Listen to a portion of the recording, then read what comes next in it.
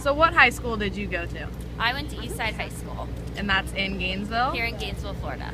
Okay, and so when you were in high school, what kind of impoverished things did you kind of get from just going to that high school? Well, Eastside's kind of on the rougher side of town. I'd say, I think the statistic was 70% of our student population was on free and reduced lunch. We had a very high truancy rate, which is a dropout rate of, at one point it was like 75–80% of people dropped out of school, didn't graduate. My graduating class, I was in the International Baccalaureate program, and I think the amount of people that graduated from that specific program probably equaled the amount of people that graduated from the mainstream school, is what they called it. Okay. And so those people that were impoverished, did you think they probably lived on a really small amount of money a day? Like, did it seem like it was really bad? Definitely. I noticed it most at lunch when kind of I would eat outside at the pay with cash food vendors, and most of the rest of my school would be inside in the cafeteria, meaning they ate on free or reduced lunch. So I think that was a big indicator. And then besides that, when it would get cold in the winter months, we would always have to do big coat drives and such like that, because I know a lot of my classmates didn't have coats or didn't have warm clothes to make it through the winter.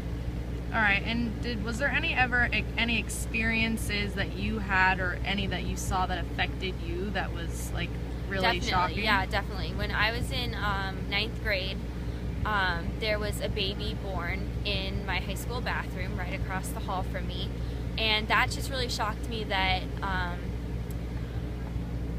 that either this young woman didn't have the education to know that she was going into labor, or that she should be at school or whatnot, or didn't have the proper nutrition, which caused a premature birth. That really stuck with me, that that's not something I think I would see in an unimpoverished area. And how do you think they kind of felt about their education? Were they more willing to try and they wanted to get out of poverty, or did it seem like they were just selling themselves short and figured this is all they would ever have? That's a tough question. I know they didn't like to go to school.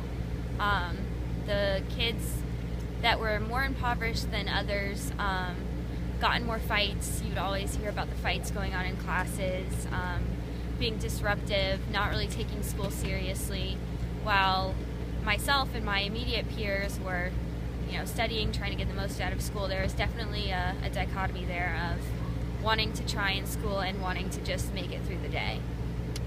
Okay, and if you think you went back today, do you think it would still be the same scenario, or do you think that high school has gotten any better poverty-wise? Do you think any of those families have gotten better? I think it would still be the same.